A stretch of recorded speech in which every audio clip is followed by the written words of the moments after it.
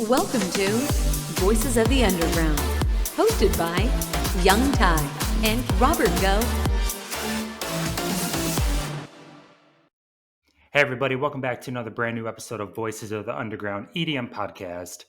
I am your host, Young Ty, and with me, as always, is my co-host, Robert Geaux. How's it going, buddy?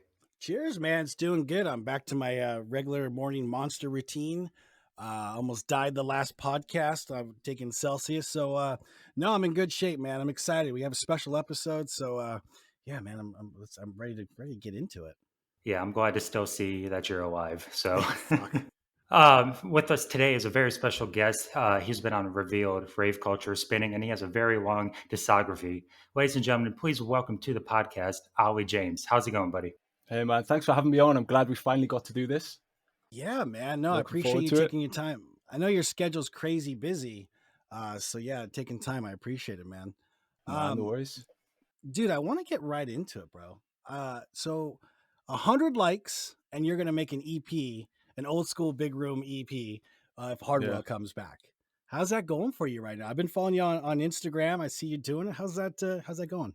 Yeah, well, I made a lot of ideas, to be honest. It became extremely stressful.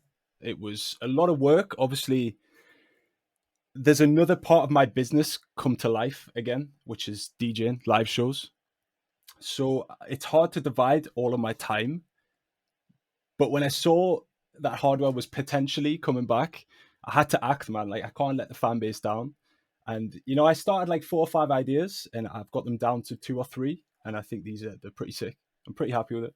And we do say potentially. It's not official. Is that we don't know any inside I information. don't know any information. My lawyer told me to keep quiet on this matter, but yeah, we've Revealed heard some has things. said nothing. But yeah, okay. So you're gonna make these tracks. Where are they gonna go? Are you gonna like release them on Rave Room? Is this is this something you're gonna pitch to labels? Like, what's the end game for these?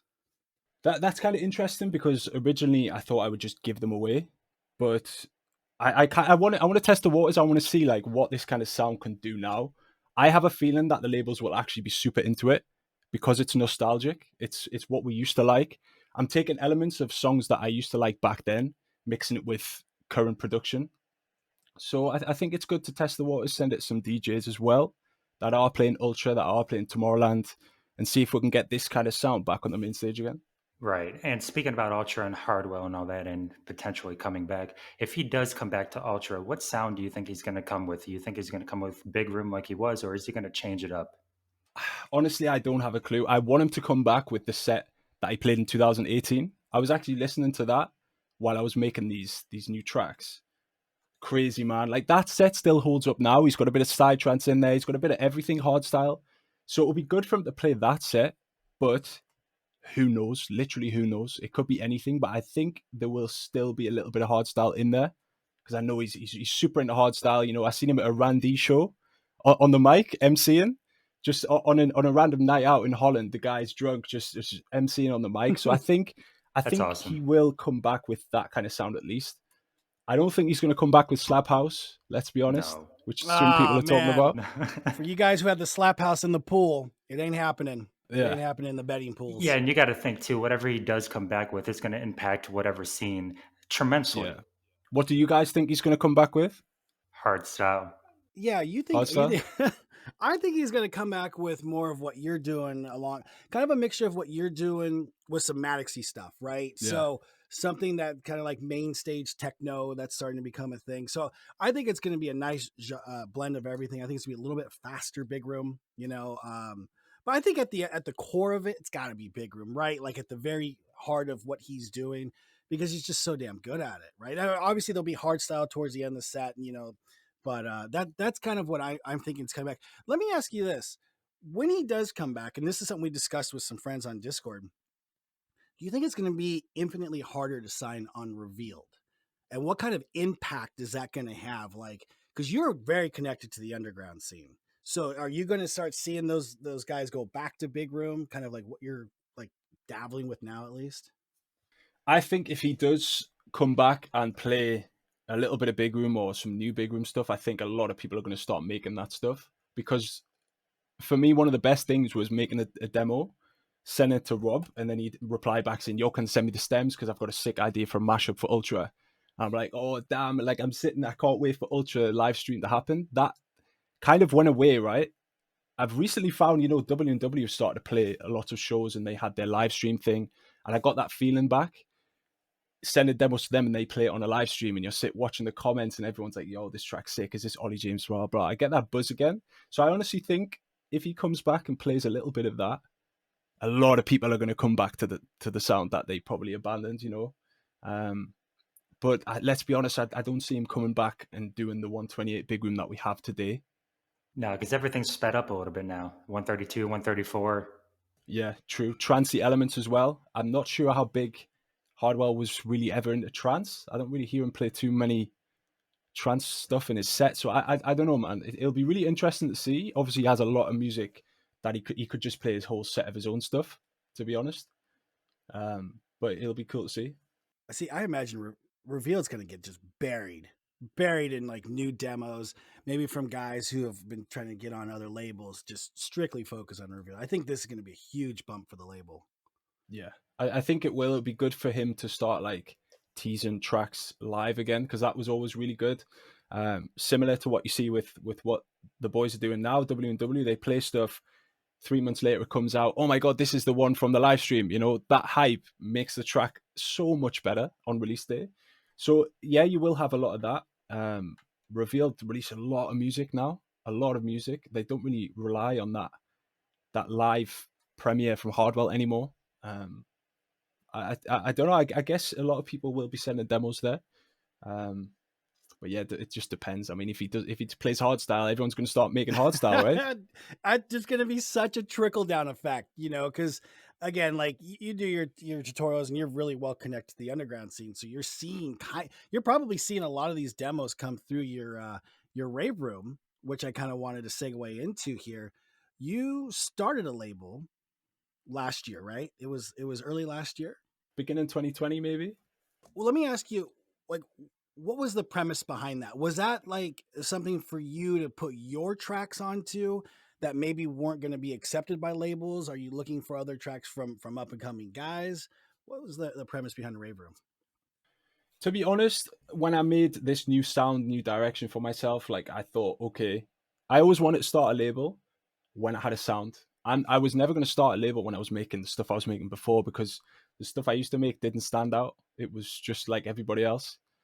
Now the stuff I'm making stands out. So I want a label for people that make that kind of music, because for a smaller name, it might be hard to get that style signed. It might be okay for me, who's released on a certain label before, but for a new name, it might be hard. So that was the first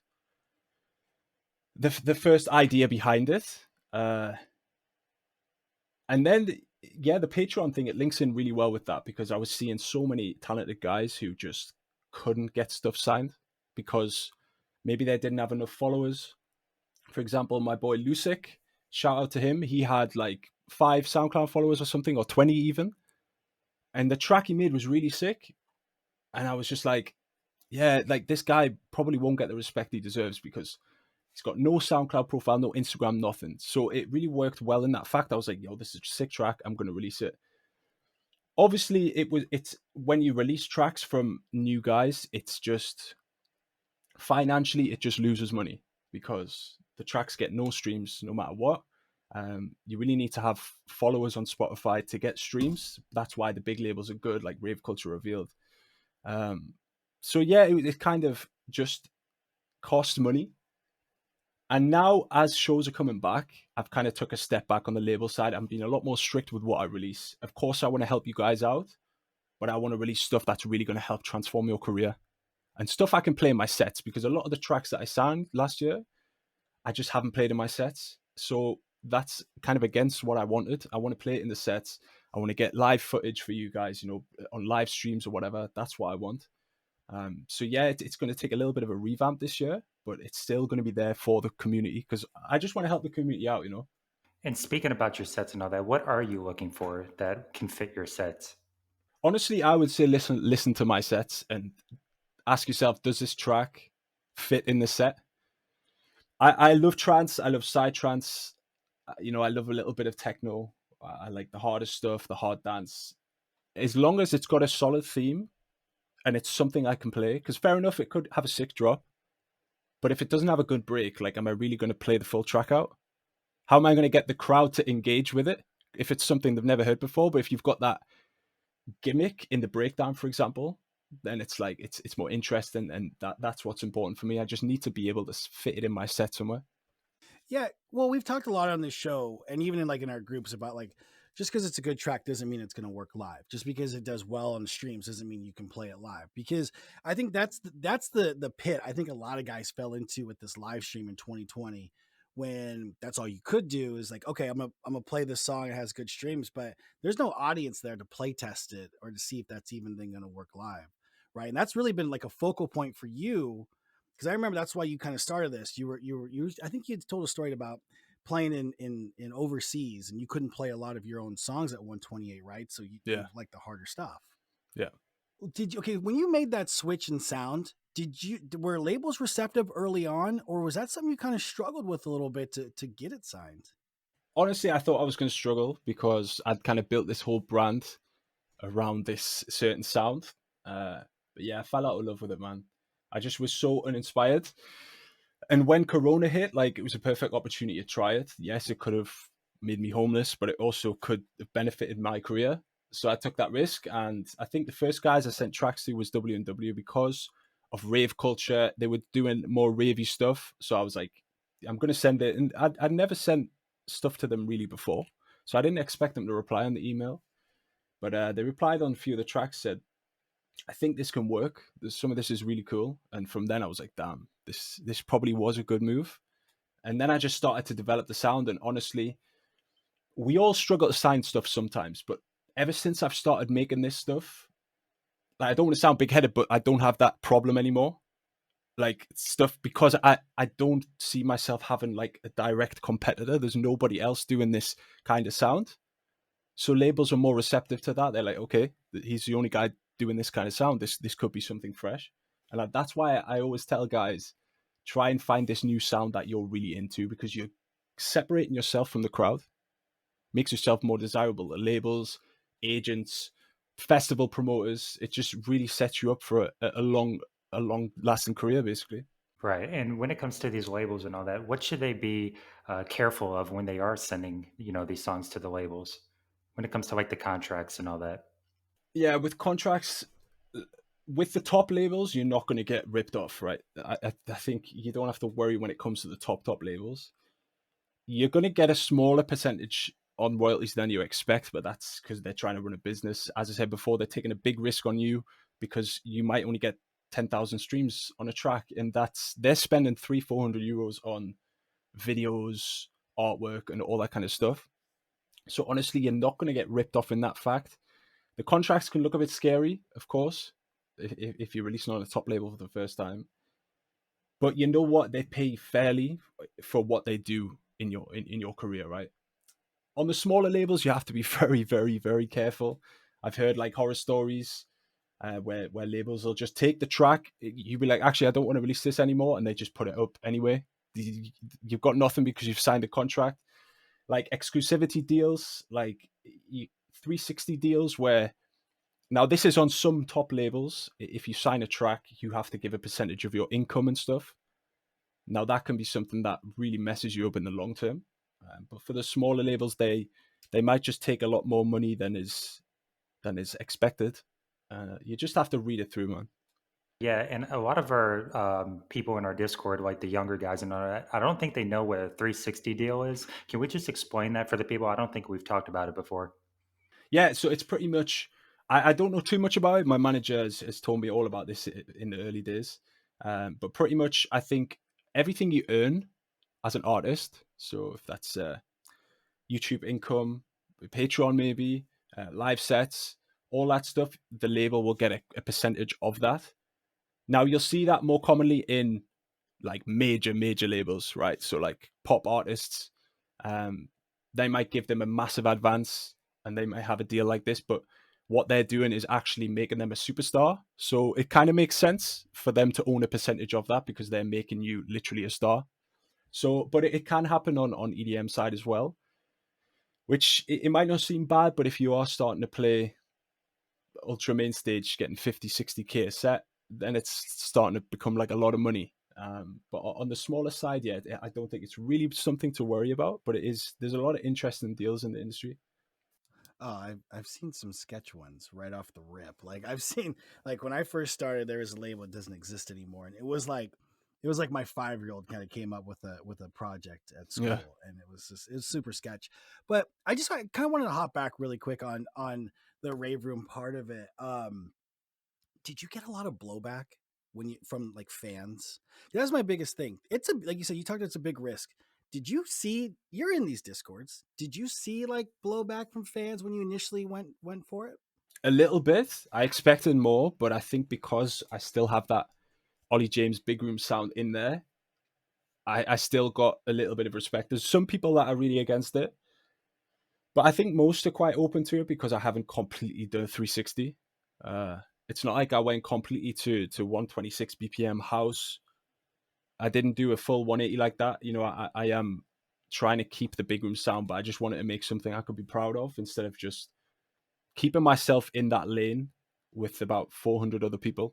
I wanted to put myself in a new lane just because I want to play more shows. I want to meet more fans. I want to make more fans. I want more people to see the stuff I work hard on in the studio.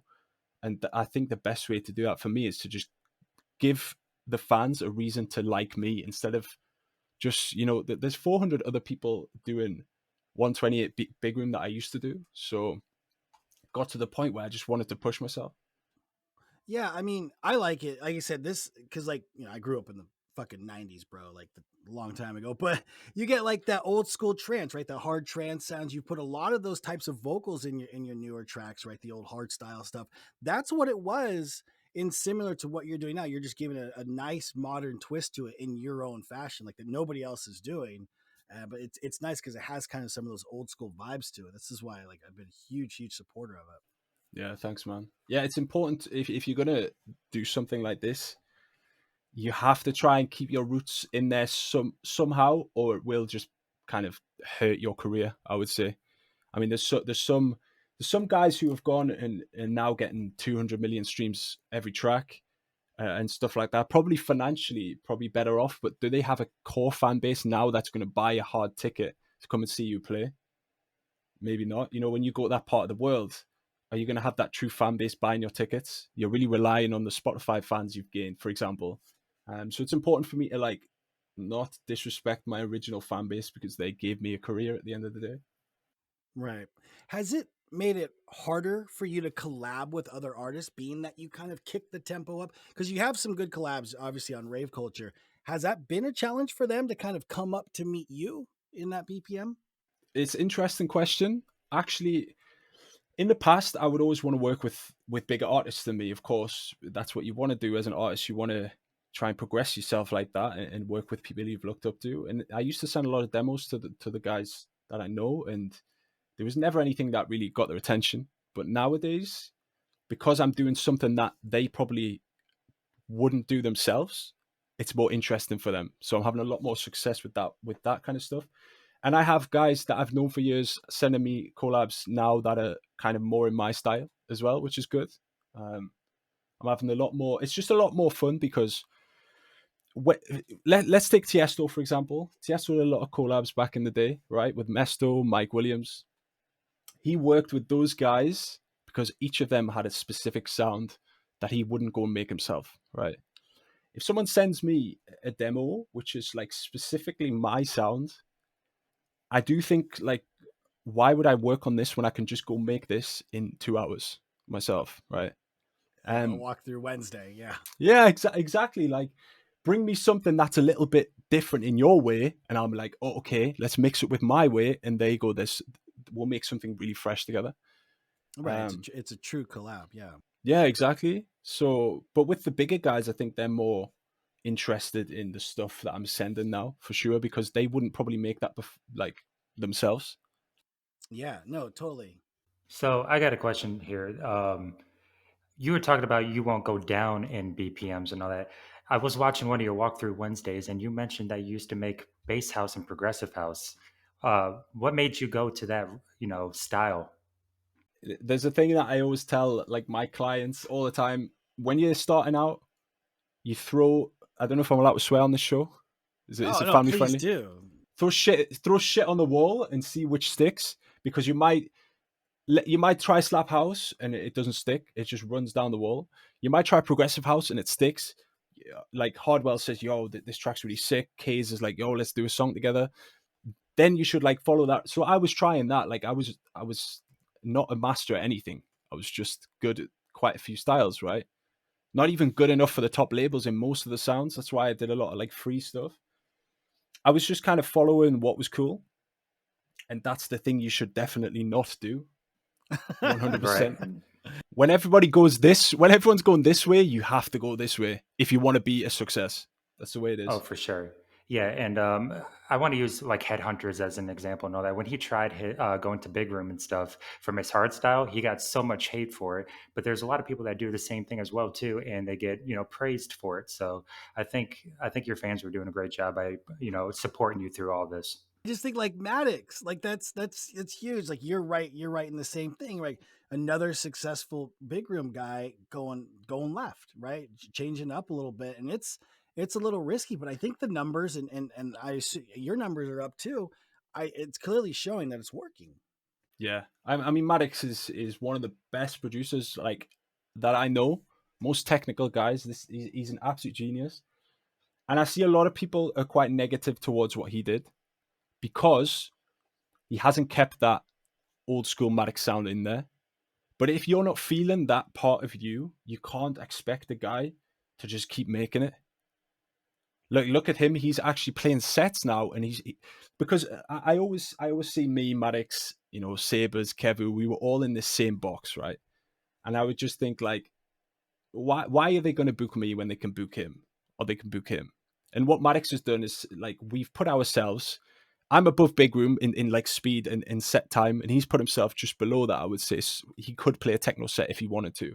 Gives him a lot more options, and it allows him to showcase his sound design, which is great. It's just a lot of people I think were just not expecting such a change.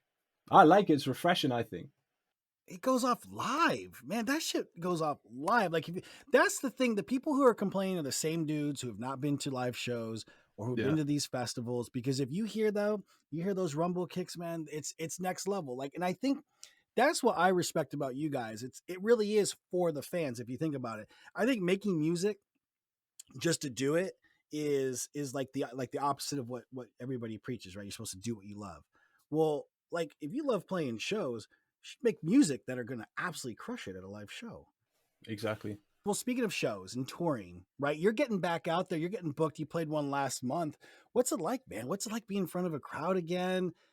Coming off of COVID and all that, and like, what? How's that feel? It's special. It's very very special. There's a different energy now. I think after everyone's been locked up for so long, people seem to go harder. They seem to enjoy the music more. People are staying right till the end of shows. Like I mean, I'm playing in London at 5:30 in the morning sometimes, and people are just still there, going crazy. I feel like it wouldn't be like that before. Like we took a lot for granted in the past, but now, I think now we really appreciate what we've got. Um, but yeah, for me personally, it's kind of nice because when I was DJing before COVID, I still wasn't fully believing in myself. Like I still had a little bit of that shyness. Like I was a little bit shy of the crowd sometimes, but now like I get excited to play the shows, and I think now because I've got older, I've got more experience now. I can actually play the shows that I always wanted to do. I can perform the way I wanted to, especially with the new music as well. I just feel like me up there. In the past, I was playing music I hated, with a logo I hated, with visuals I hated. It wasn't great, but now I feel like this is the best me, and it just makes the set even more fun. See, I think that's the part that kind of surprises me. I think it would surprise people watching the show that you would get nervous because we're so assumptive. Like fans are assumptive in that, like, hey, he just goes up there, that's what he does. But Mm, you guys are human too. Like it is nerve wracking to get in front of that amount of people and throw down a set. yeah, can be. Yeah, And this whole COVID thing too made a lot of producers be able to make more music and work on their craft and everything. So when live shows do come back, like you said, you can have all your ducks in a row. yeah, exactly. It was a well needed break, I think. it was really bad. Of course, there was a lot of bad stuff happened. Like the industry kind of died, but it was good for a lot of us. I think we've probably spent more time making music and the music we actually wanted to do as well. It wasn't like just making this certain stuff to get certain shows and to get certain DJs to support. It was just really about like what I wanted to do. I think we all felt that. Dude, when are we going to get you in the US? When are we going to get you across the pond and I was going playing to over ask that. here in Vegas, man, Yeah. LA, and NYC, man? When are we going to get you over here? Obviously, it would be an absolute dream. I think with the new stuff, I think it probably suits a little bit the US, right? You guys into the slightly faster stuff. Oh, dude, nobody's trying. I mean, look, I'm gonna get fucking ripped for this in the comment section, but nobody's trying to hear pirate melodies, dude, in the club Mm, like that. I'm yeah. not trying to hear all that. So yeah, like simple rhythmic tracks that have groove to them, man. That's what it's about. And that's what what Rave Room's about. My old sound probably would never suit the US nowadays. When Big Room was really big, of course. If I was at the top of my game during that time, of course, yeah, something would have happened. But the kind of music I was making then, even like 3 years ago, it just wouldn't have fit. But I think the direction I'm going now, maybe there is something in the future. Fingers crossed though, because it's something I definitely want to do. Yeah, tell your manager to book you here. Go ahead, I'll go get ahead. my Tell agent your on it. manager to book you here. Well, Ollie, when did you think was your aha moment that you're like, okay, I think I made it now? Or do you still feel like you got to hustle and grind to get to even a higher level that you want to be? Do you feel like you made it at any point? I mean, yeah, the thing for making it for me, I always said like I wanted this to be my job. Like I get to sit in my own house and like, fair enough, I have to do a lot of like admin stuff and I have to do quite a lot of things, but it's still my passion at the end of the day. So for me, like I've made it at this point. And I think when that happened was, I would say probably like just before COVID happened. I was still living with my parents though, so I didn't have the financial burden of bills. Um, but I was still living happily, going on tour. I was going to Asia for weeks, and that was pretty much it for me. When I was on tour in Asia and stuff, I would think like, yeah, I'm really really lucky to be where I am. Yeah, I saw that new house. It was cool because it's really cool because you're really accessible, right? Like you share your journey on Instagram. You're like, hey, look, new place. Door jams are a little small. I think Yeah, what are you like 6'8"? What are you 6'8", 6'10"? nah, How it's tall are six you? three and a half, so not quite six Okay. four, but unfortunately. like, but I saw you like the way you built your studio and everything. It's something that you shared with your fan base, man. So that's fucking awesome. Yeah, And so let me ask you, speaking of fan base, I want to transition into Patreon. You have probably, if not the most successful, one of the most successful Patreons for an EDM guy, right? And you basically every Wednesday, your Patreons can count on you for a walkthrough Wednesday. Kind of go through that a little bit, like how because this show's about being a part of the underground, right? That's the core of the show, and yeah. you're really connected to these guys.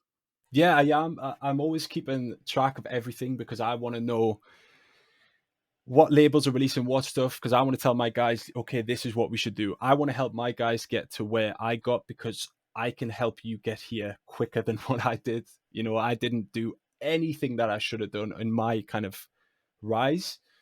So I feel like I can teach them a lot. I started the Patreon when I basically had no shows. It was, I think in the first few years, I quit my job as a barman and I was just making no money pretty much. But my parents, God bless them, allowed me to stay in the house right at like 25-year-old, 24-year-old. So I was in Holland with my manager and the team, and they were saying, yeah, let's make a Patreon. And that's when I started with the YouTube stuff and the old YouTube videos is just, hey guys, welcome to another. You know what I mean? Like it was just you could tell I didn't want to do it at the time, and it started to grow, man. Like when I first started the Patreon, like it went crazy. Like I'm talking crazy. And then I was like, wow, because I did it before people really knew what it was. You see a lot nowadays, but I was doing it back then just before I needed to, and it's allowed me to be a lot more professional in it nowadays because I think I'm like 4 years in now.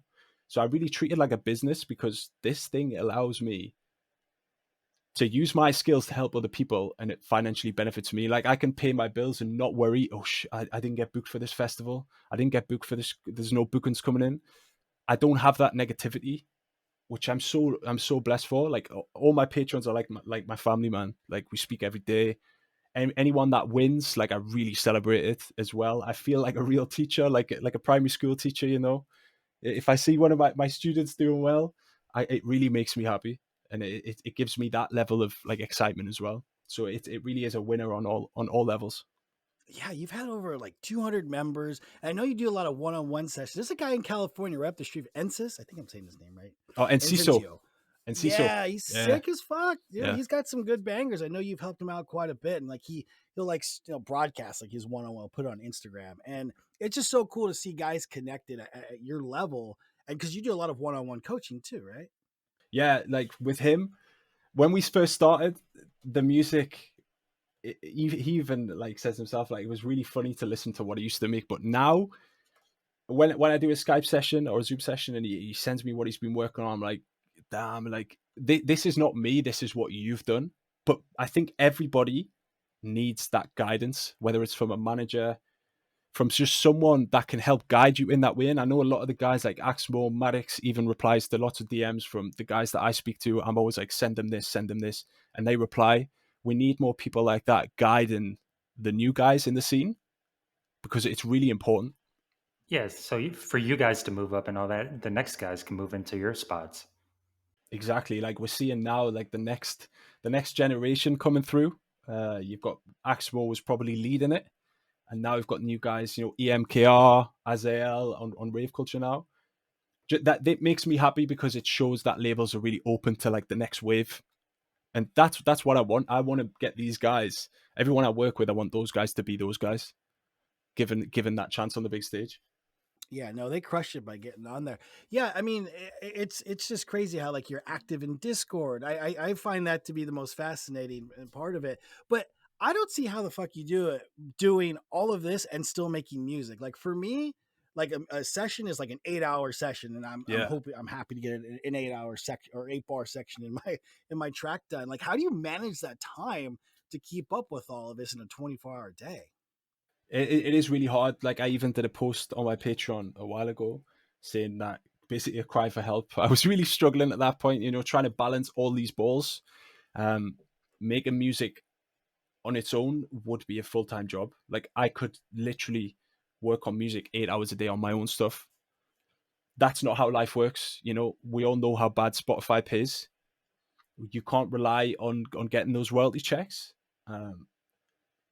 So it's really, really hard. It is. But the experience I've gained, it does not take me as long to make a song anymore. There's no and and like, I'll change this kick. I kind of know, okay, this is a sick kick, bang. I save my lead processing, bang.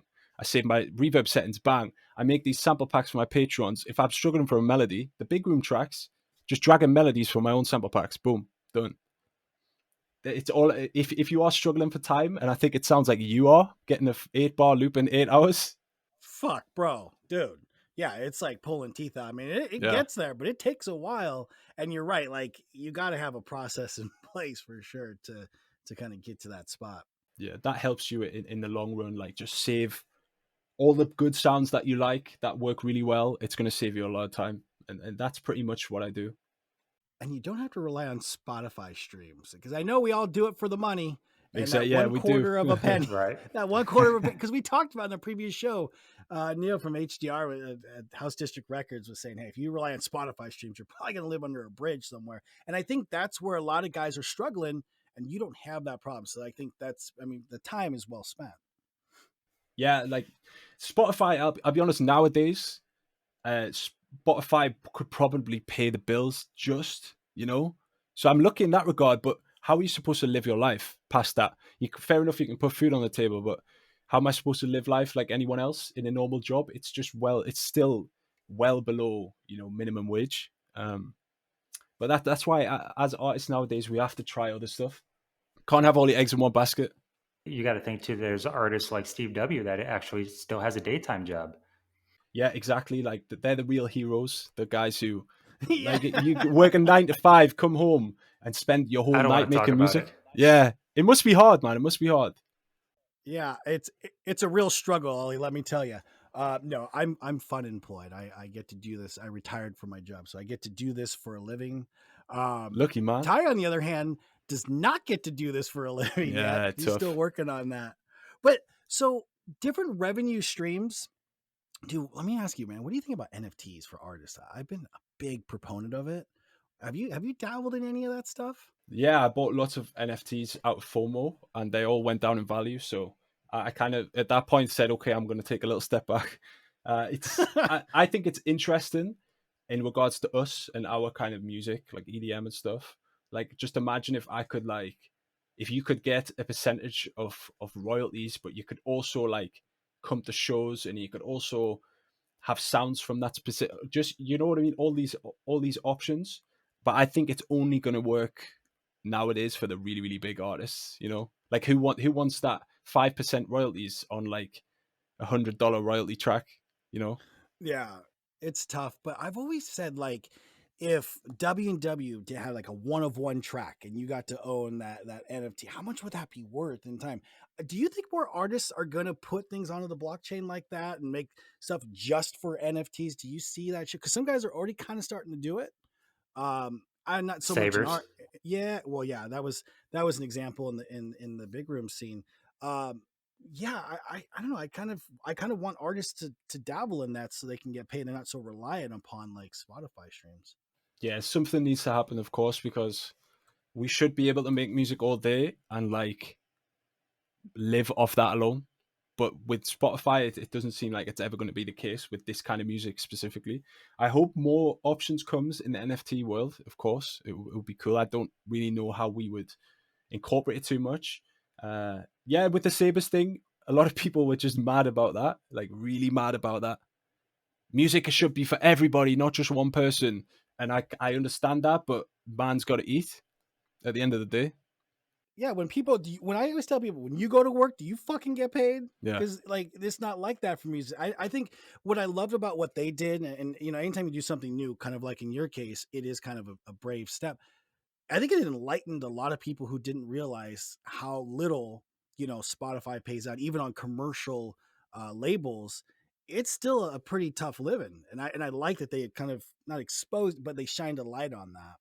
Yeah, it's true. I mean, I don't know. That's why I always tell even the guys on the come up, like, don't leave your job too early. Try and think of other ways to monetize. Like, if you're really good at sound design, think about making sample packs. Think about, all this other stuff. Like, even myself, like, I'm thinking about my future. I don't trust the way Spotify goes, even with like in the future as well. So, like, now I'm working really hard on like a website, like a new store where I can like sell all kinds of stuff to help people out even more, which again would allow me to just let that Spotify money not stress me out. That would be just money I would reinvest in my career and stuff. Dinner Um, money. yeah, yeah, exactly. Like that $100 a year. Um, If you get to the point where you're like on tour and all that, then you could quit your job. But till then, yeah, just keep hustling. yeah, I mean, quitting your job too soon it can be a massive nightmare because I mean I did it when I was lucky enough to still be with my parents, and my parents just allowed me to just live there, and they fed me, did my washing and stuff. But if you quit your job and things are going decent, things can go really bad real quick. Like look what happened in Corona, right? You could just be absolutely at square one. You've left your job, so don't leave your job unless you really have to, I would say. Well, a good segue into this. What did you do before music, though? You said you were a bartender and all that. Just let's touch on it a little bit. I know we didn't want to dive too deep into it, but what were you doing before music and all that? Uh, it's nothing to be proud of, to be honest. I went to university because I like partying. It seemed like the thing to do. If you don't know what to do with your life, go to university. You get a degree. I failed the first year. Just partying. The social aspect really took me in, to be honest. And then I tried the first year again, and I failed again. So at that point, I kind of realized like this probably isn't going to be for me. College isn't for you. Yeah. Yeah, I mean, like I'm one of those guys that if I'm really passionate about something, I can do really well. If I'm like the ADHD in me, if I'm not interested, I'm just useless at it. So I kind of left, didn't know what to do. Found a music school, which is close by to me, and it's not the Herman Brood Academy in Holland. It's not one of those ones. It's like a college thing. Still costs a lot of money to do it, but I thought, you know what? If I do this, it buys me 2 years, and in 2 years I'll be doing this as a job. So it was good to buy me the time, because when I did come out of that, I was like, I had a manager, I was working with Blaster Jacks, like things were starting to really take off for me. So it really helped me out in that part. But financially, I was still struggling. So as I said before, like living with my parents, yeah, I had odd jobs, working in a bar, working in a store, just doing basic jobs that I just wasn't very good at, because again, I had no interest in the job. But yeah, my love for music really started around university as well. So if I didn't go there, who knows? So you have a formal education in music. Then you actually have an education in music. Well, I don't want to say anything bad about the college, but when I started there, I kind of knew more about the industry and more. I was kind of already more professional than most of the tutors there. They knew a lot about. They taught us about sampling, and it was very educational based, but not really physical. Like, okay, how are you going to become an artist? Like, I made so many good friends there, and some really really talented guys, but they all have normal jobs, like different jobs. They don't have jobs in the music industry because we just never were told that. So yeah, it was good to like, I picked up a few things, but it really didn't teach me much. I was hoping to learn about music theory, sound design, because I was just a bedroom producer then, but I just learned most things on my own and from my friends on the course. Well, that's good, man. Because well, it shows now. It kind of makes sense because what you're covering on Walkthrough Wednesdays is probably the things that you wanted to learn at your Yeah. age that you're now kind of reciprocating it back to the community. Yeah, exactly. Like the stuff I teach is pretty simple, I like to think. So because I no one in my family has ever been interested in music. No one's ever played a single instrument. In my family tree, there's no there's no like past about music. We're not that kind of family, right? So I never thought that I would be doing this right now. I never thought I could sit there and click in a really catchy melody. Did you get a lot of support from your family when you said, "Yo, mom, I want to be an international superstar in music and DJing"? What was their reaction like? It wasn't good in the beginning. I understand why It as never well. is. No, it never is. It never is. But when I started playing shows, and I think when I played to 10,000 people in Prague, and I showed them the picture of that, that's when they were really, really proud of me. That's when it was like, oh, it was probably a good idea. But I understand why, because it could have gone completely wrong for me. It could have gone completely wrong, and that would have been a headache for them because I'd still be there in their house Right. eating their food. So I do get it why parents are a bit skeptical nowadays. They want to see the proof behind it. Yeah, yeah, they do. And they know it's tough, man. It's tough making a living in this business, and every Yeah, parent wants the best for their kids. Dude, imagine telling your wife's parents. So I'm married. Imagine telling your wife's parents, like, yeah, you know what I'm gonna do? I got this great idea. I'm gonna leave my job. I'm gonna retire, and I'm just gonna start producing EDM. Imagine how that conversation went at like Benihana one night. Because I had that conversation, and my wife's parents are fantastic, but I've had that like awkward where everyone's looking at you and they're looking at me like, is this fucking guy serious right now? Like, because I'm at the time I was like, what, 38, 39 years old, and they're like, wait, are you kidding me?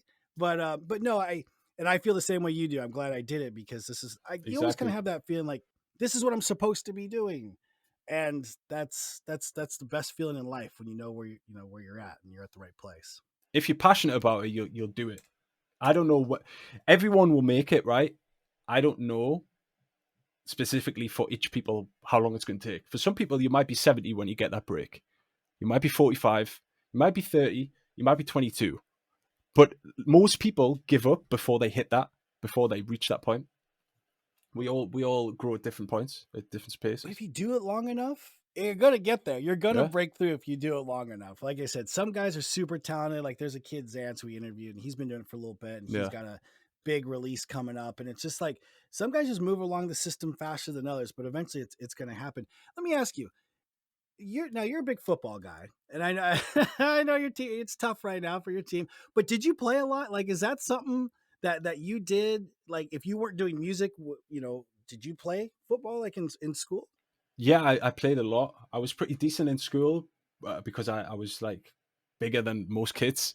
When I was like 14, 15, I used to play as a striker. And honestly, if I was through on goal one-on-one with the keeper, 9 times out of 10, I'd fumble, like I'd panic. And that's what I actually saw when I started DJing as well. That like pressure, oh my God, like the thought in your head, oh my God, you're one-on-one, you have to score. Or, oh my God, you're in front of 2,000 people. Like you have to do something. You know what I mean? That kind of fear really was always in me when I was younger as well. So I didn't really play to my maximum potential, I would say. I can't see myself ever being a footballer, to be honest. But yeah, it's funny. Like I don't have those feelings anymore. Music literally helped me grow as a person as well. It got me over that kind of stage fright. But there was a lot of years where I was like really feeling those feelings, like I was one-on-one with a keeper. Yeah, I see. I wouldn't have thought that, right? Because like when we see you on camera Yeah. in front of your green screen, we're like, man, this guy's a cool customer. Like he's Mel. He must have always been like this. That's not the case for you. You had like kind of what you're describing is like stage fright, and Really a lot bad. of guys who go through that. That's crazy. I did not know that. I think for most producers, if you're a producer, you're going to have that feel. You're going to be that kind of person deep down, 9 times out of 10. You see with Avicii and stuff, that guy had opportunities we would only dream of, but he hated doing it. And I understand why. I was thrown in the deep end a little bit because of the releases I was releasing. I was getting booked at really prestigious clubs. I just wasn't ready, man. I just wasn't ready. But like, you can't turn around and say, Olly's not quite ready yet. Yeah, they're not going to come back to you. Exactly. But now they're not going to come back because I didn't play that well back in the times. But you know what? You have to do these things. It's just funny.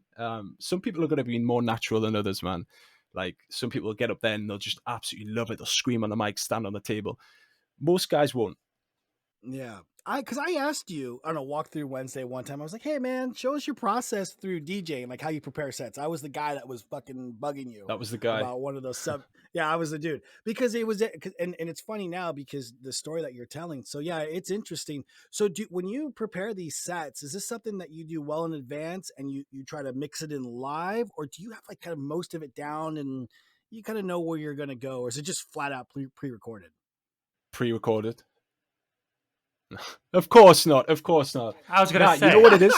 I hear a lot of this like pre-recorded stuff, but I think honestly, 9 times out of 10, the ones you think are pre-recorded are just not pre-recorded. You've got to realize when you're up there, there's nothing else you can do.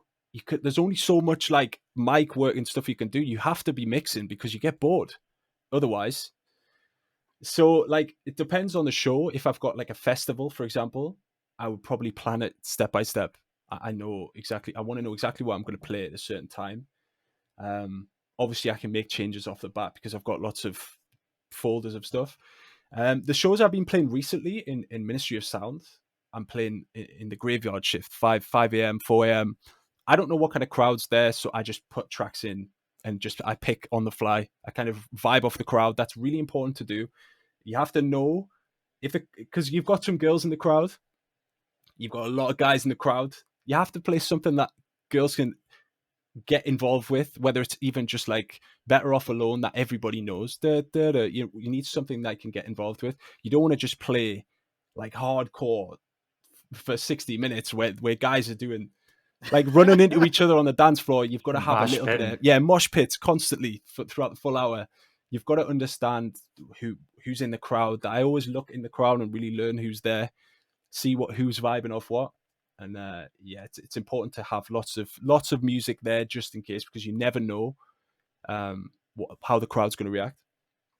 It's real DJ shit right there, man. That's what it is. It's kind of a read and react thing, and it's like you're versatile enough to go with the flow. I can't tell you how many times I've seen guys, they hit the play button because it's a banger, except at that time, at that moment, that crowd, it's not a banger and it falls flat and people are out the door. So no, that's cool. See, that's another thing I didn't know about you, that you that's something you're comfortable with doing. Yeah. I mean, for example, I'll give you an example of that. I love the new David Guetta Morton stuff. Absolutely love it.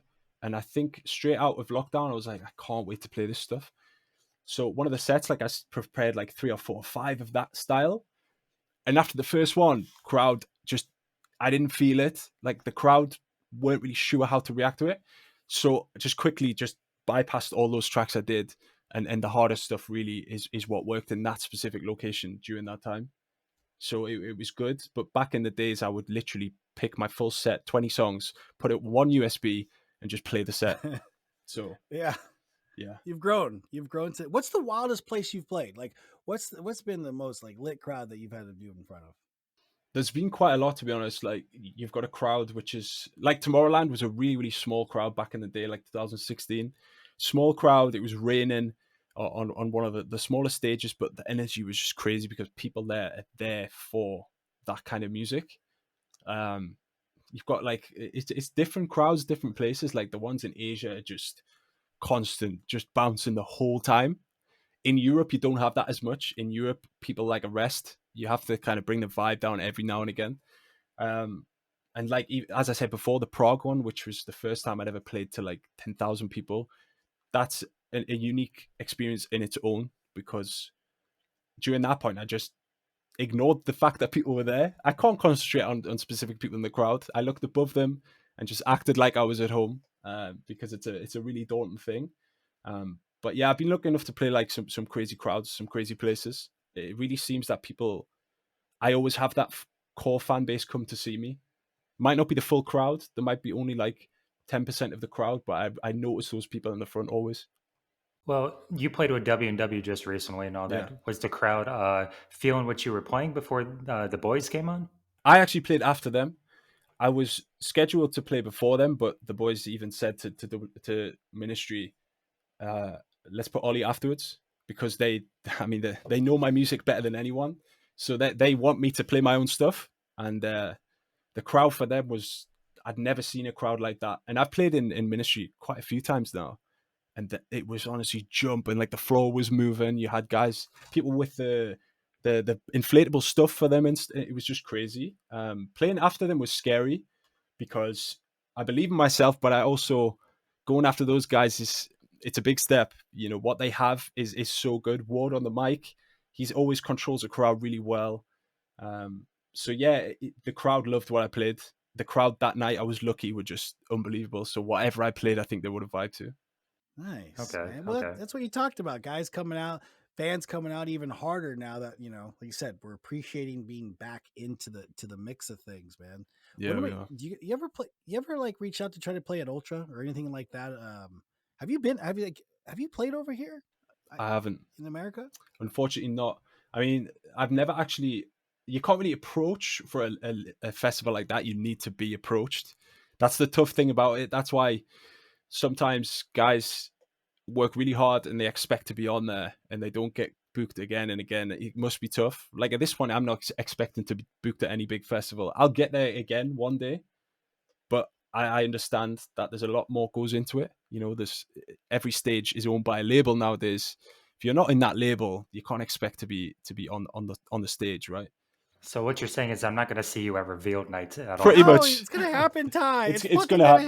happen. It's gonna happen one day. I don't know I believe in what way, shape, or form, but yeah, I've never played in the US, but I think it's somewhere I would really enjoy. Really, really enjoy it. You think America would take to your sound? I think so. All day. Definitely. I think all fucking day. Yeah, I think because America's really open to a lot of sounds, and I think the nostalgic stuff that I play will engage most crowds. I will say, like when I drop certain sounds, like people know this song from back in the days. No matter if you're 21, if you're 42, that's the good thing. Yeah, people, the that's older me. crowds, yeah, the older. I would say like my fan base now is pretty much 30 to 35. The crowd is getting older, and I like that. Yeah. No, that I like literally. I'm in that boat. But Ty, we will see him because we're going to go to ADE this year. Oh, nice. And I'm sure, Olly, you're going to be out there rolling the streets. I will be roaming the streets, yes. What's that like for you, though? Because you meet a lot of people. A lot of fans come through. You make yourself accessible. I know you're kind of hanging out down there. What's ADE like? ADE is really, really good, man. If you're a producer, it's something you need to go to. I know for most guys, it's not really accessible. But you do have like Miami Music Week, which is probably the same thing. It's great because everywhere you are, there's people that are passionate about the exact same thing you're passionate about. Like, you'll meet so many people, but you'll also start connecting with people, make collabs with those people. You'll learn stuff. It's just, I look forward to it. I've really missed it the past few years because I even get to meet all my patrons as well. Like, we just hang out, and it's good to be in a place where every single person's passionate about the same thing. Yeah, no, totally. Are you gonna play? Do you get? I mean, yeah, you get on stage, right? And you throw down, right? Yeah, like usually I would play like 3 or 4 or 5 shows maybe over the week. I haven't had anything yet because I think it's a little bit too soon for people to start booking stuff. I don't think people know exactly what's going to happen with the COVID restrictions. Like with Holland, I think they're still a bit like, what, skeptical about it. But we'll have to see about that. I definitely want to put on a show one day though, put on my own show. I think that would be fun. Were you at the revealed show last year? Nah, not last year because I didn't think that it was going to go ahead as normal, but it turns out the only restriction was it ended like 8 p.m. or 12 p.m. sorry, instead of like 4 5 a.m. So I could have gone, and it looked crazy. Hardwell was there. It looked mad. Yeah. So I kicked myself for not going, but next year. When Hardwell came on, the live stream just stopped and everybody Really? was panicking. Really? Yeah. Fuck, I was watching it too. I was like, yo, and then I thought something went wrong with my internet, and I was like, fuck. And then Me no, too. then I find out it's Hardwell, and I'm like, dude, Shit. well, and that was kind of like the precursor of like him coming back, like right, like that's kind of how we're like, okay, he's gonna show up here and do some things and get excited, and yeah, that really just triggered everything that's gonna happen this year. I didn't believe he was going to come back, to be honest. Like when I did that tweet, I even said, even if it's 2015, it's 2030, 2040. I honestly didn't see it yet because I thought he would probably start putting music out first. But I guess he doesn't need to.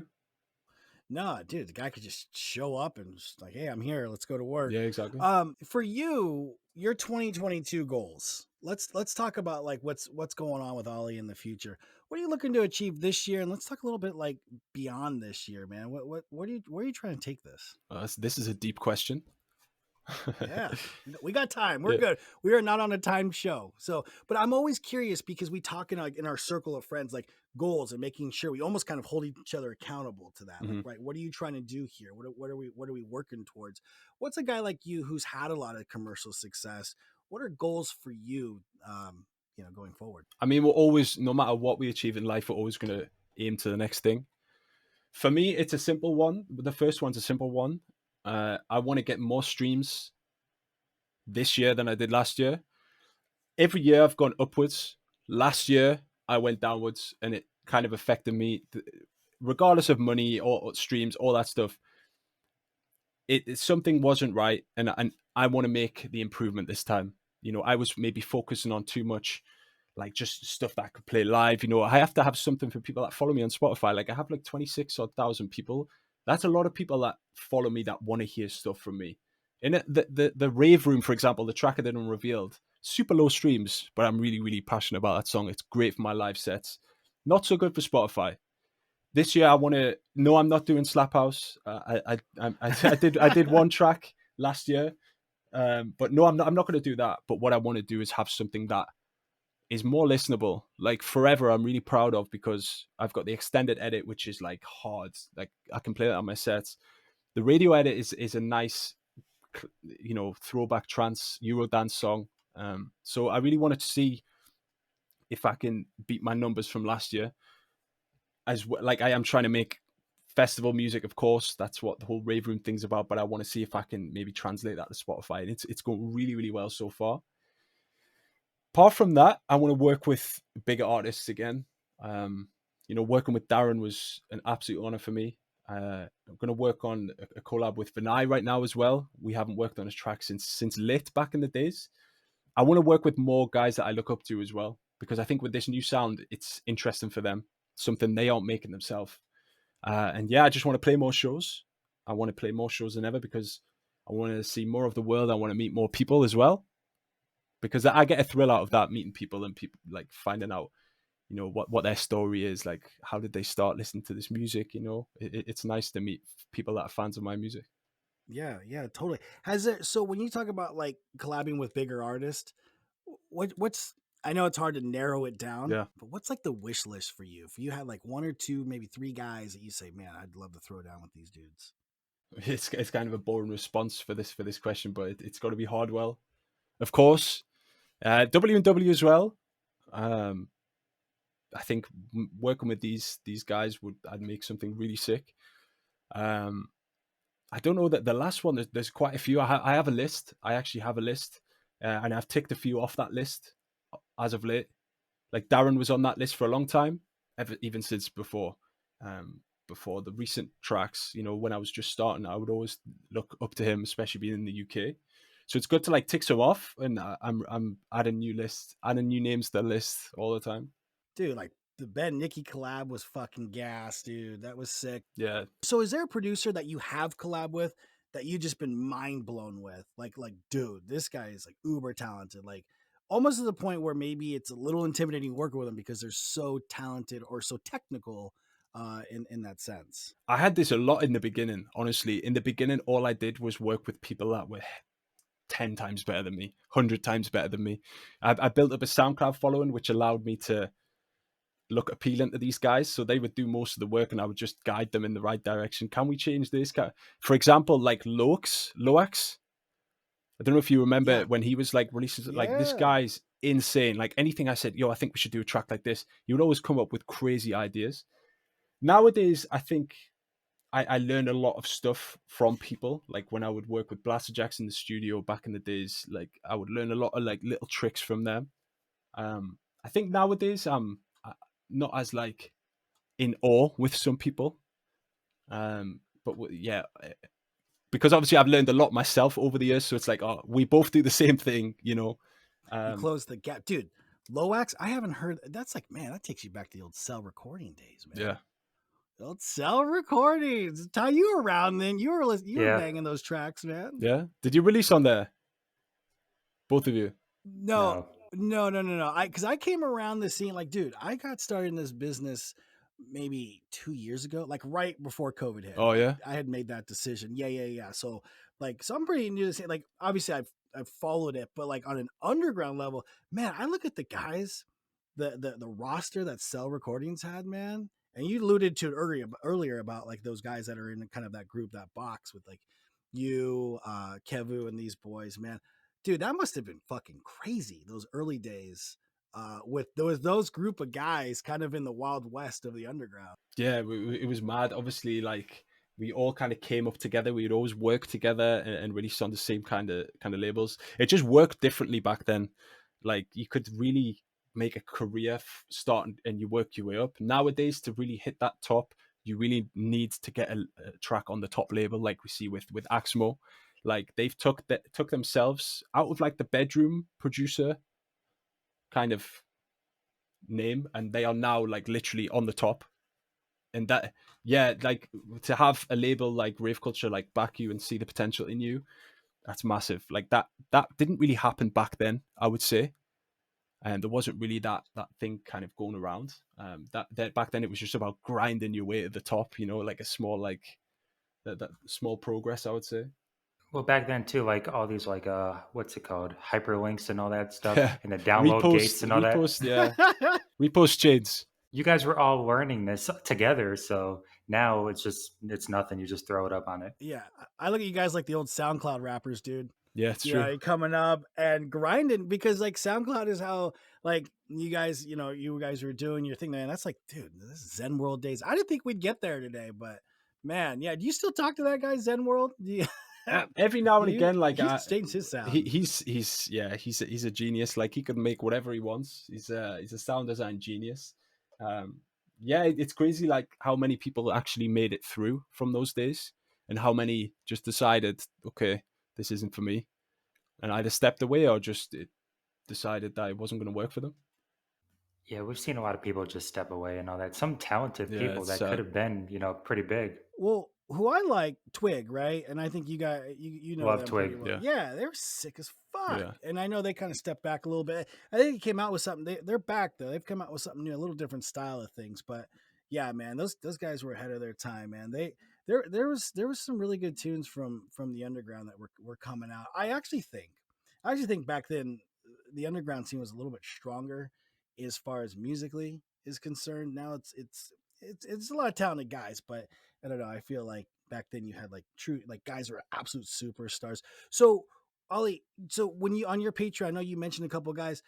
Who's like the next like guy who's kind of caught your eye a little bit? Who you say, look, man, this guy's gonna be a star. He just needs the right break.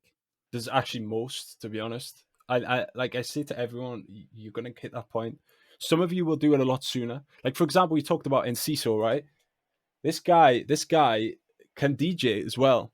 He's pretty same age as me, and he's getting all the tools together to be able to do this properly. Like it's really nice to see that. You've got Andy G as well. That guy, Oh yeah, yeah, you yeah, know yeah. what? He was making like Big Room. We talked about it. Then he went to like ravey stuff, Rave Room stuff, and then now he's really. And I even said like, brother, go for what you're doing now. This Big Room techno stuff. Yeah. And now he's playing a show from Will's label. Like that can lead to some massive stuff, and it's really good to see him. Yeah, we have guys like Lusic, I said, who's like probably more technically advanced in the studio than me. He knows absolutely everything there is to know about all the technical side, but DJ wise, that hasn't been a thing for him yet. So everyone is at different levels, to be honest.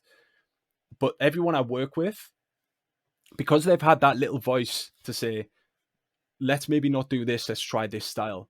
They are making a lot more progress. And I think even if you don't have someone like me, find someone else that's maybe just a little bit ahead of you, that's releasing on labels. You know, there's lots of guys that are open to it, just to have a little bit of guidance. Because if you're not guided, you're just shooting in the wind most of the time, and you might not reach your full potential. Yeah, I think a lot of guys depend on YouTube. Yeah. Fucking for like frivolous information on YouTube, and it's like they copy one thing and they see one guy, and then you have this whole chain of dudes not doing the right shit. So yeah, I can.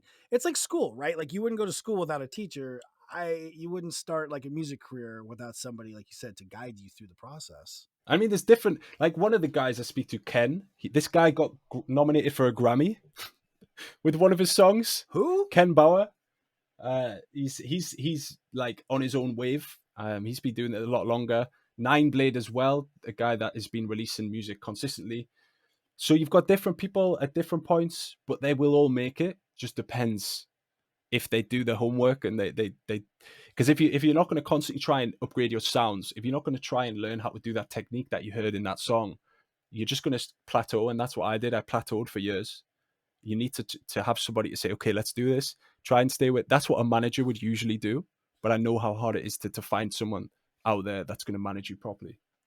Right. And what's segue into networking and like social media and all that? Let's get your perspective on it, because we've talked to guys on the show before about social media and how important it is. Do you feel that social media, like your Facebook and Instagram, so on and so forth, is very necessary to get on these big labels and you have a presence with showing your face and all that? Because we have a lot of guys that don't show their Yeah. face, Oh, fuck, and it's yeah. just a logo and cover arts and all that. How do you feel about that? Yeah, I always say like you need to get like, even if it's just a picture of you up against a white wall with a decent iPhone camera, just show. Because nowadays, let's talk about booking for a festival, right? Personality now is more important than ever, I would say. Let's shout out to Ben Nicky, one of the biggest acts, like sells out more in the UK than pretty much anyone. He shows his true personality, and he's just one of the lads. He's really funny. He shows his personality, and that helps him get more fans because people can relate to him. But then you've got guys who are writing like ridiculous music that just are the producer guy who just sits behind the logo. And how can I relate to that guy as much, you know? And that's important when it comes to getting booked for festivals, to getting agencies, to all this kind of thing. And even with labels, I would say it would be nice. I don't think a label will reject a song because the guy's only a logo. If the song's good enough, they will sign it. I don't think it's something to It's worry got to about. be a masterpiece, though, dude. They Don't want to you see think, though? if you're marketable or not. Yeah, that helps. If you're marketable, if you've got something a little bit different about you, that's obviously going to help. But yeah, nowadays to get on the top label, it has to be a masterpiece because, as we said before, this release is just going to lose them money. So it has to be something that they really believe in, or why else they're just not going to help people out. They're running a business. I always thought like the relationship between artists and labels like a 50-50. Like I feel like you can't just upload a song, hey, I released on label X, and then count on them to do all the like work for you in streams and make you a Yeah. star. Because these label, right? Like we saw a track like RC, they'll release a track on Monday, and then boom, Friday, like coming up, like literally this Friday as we're filming, Ben Nicky's coming up, right? He's a fucking monster. So it's kind of like you really got to get out there and kind of network yourself a little bit. Speaking of Ben Nicky, dude, you seen that guy's house? Yeah, crazy, right? I thought I was doing well in life. Oh, show me your I looked house. at that guy's Give house. us a house tour. Oh man, no, right now I'm just in his. I would if I'm next time I'll have to do that. Yeah. I should do that on a special episode. We'll do a walkthrough Wednesday. Yeah. But that dude's house is in a magazine, dude. Yeah, it's beautiful, man. And I was like, yeah. I told my wife, I was like, man, we gotta step. I gotta make this hit a little bit faster, man. But see, the thing was Ben, he didn't rely on that hit to do it, did he? Like it might look like it's easy what he does, but like he's toured a lot, man, and like it's really like the mental strain he's had. Like obviously he deserves it, and it shows that you don't just have to get that animals to be a star. You could be a star by going your own route. Just stick to it because you'll make it that way. It'll take more time, but yeah.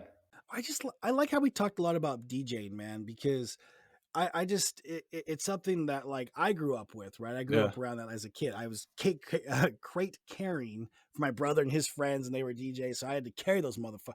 Dude, wow. Though these young guys do not know the stress of carrying a crate full of records, and you can't just carry one of those motherfuckers.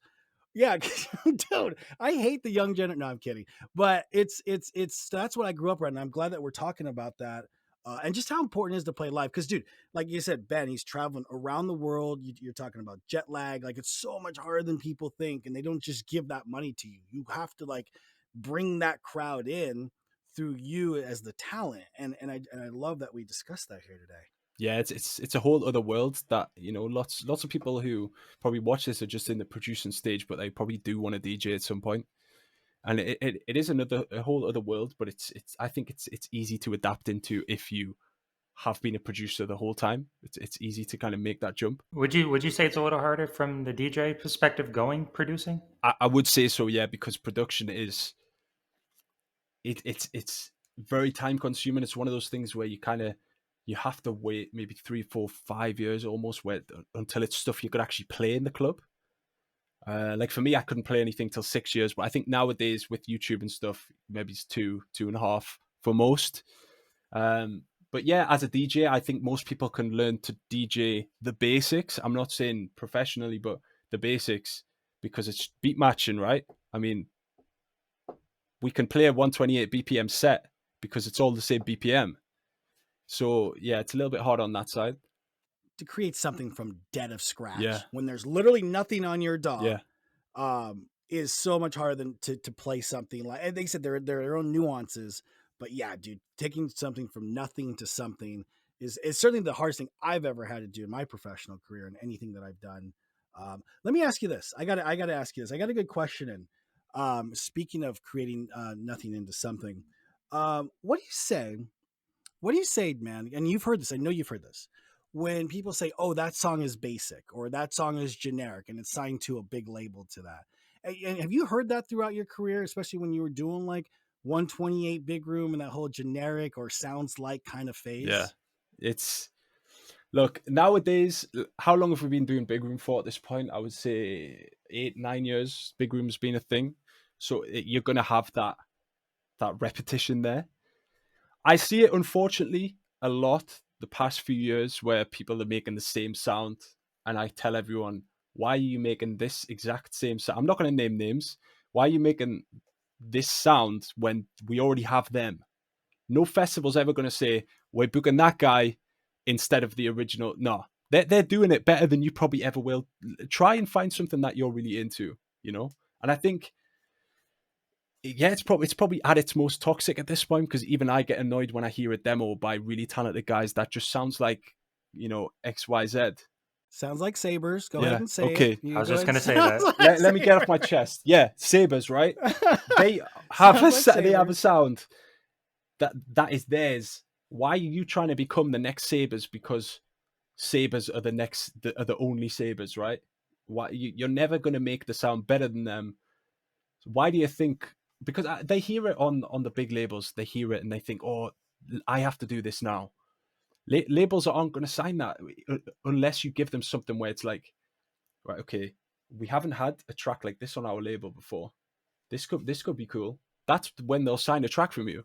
If you're getting demos rejected, you need to take a look at why that is, and if it sounds too much like someone else. Well, you probably see a lot of that though on demos submitted to Rave Room. Like Ty, Yeah. we've talked about it. Like guys sending in, look, the 7, 8, 9 packs are like notorious at this point, Yeah. right? Like you see that as a label owner, you probably see a shitload of that. Yeah, I did, but then not so much anymore because every response, I would just say, this is a label, this is a demo for this label. This is not, I'm not releasing this stuff. Basically, straight up, so I wouldn't get any more stuff like that again. Oh, I remember. Yeah, I remember you saying something like that in Discord. It's like, yo, guys, it's got to fit the label. It's got to fit the label, boys. You could be inspired, but don't copy it. There's lots of labels out there that will release that kind of stuff, though. But like, if you're really thinking about your career, you're never going to hit those top labels if you're going to do that sound. That's just not how it goes. Let me ask you.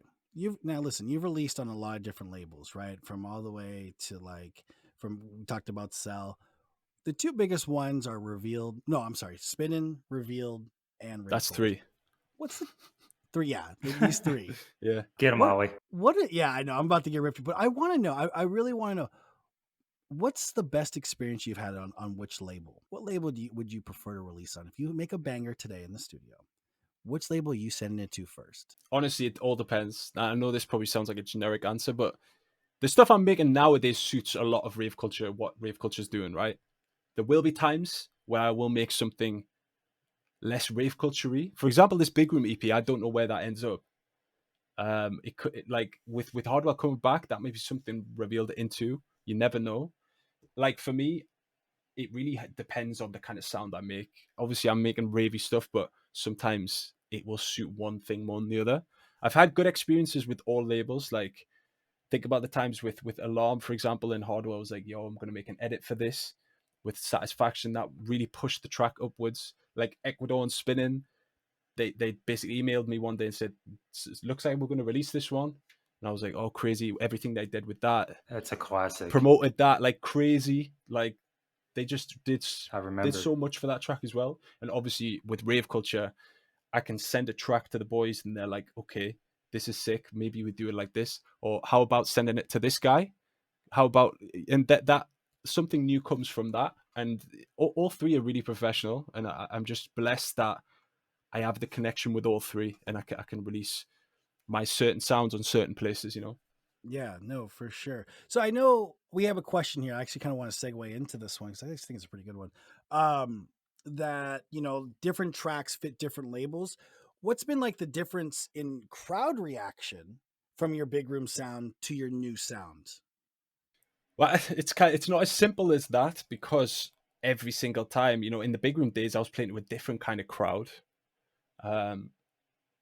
I would nowadays, like most recently since COVID, I'm playing pretty much always in the UK now.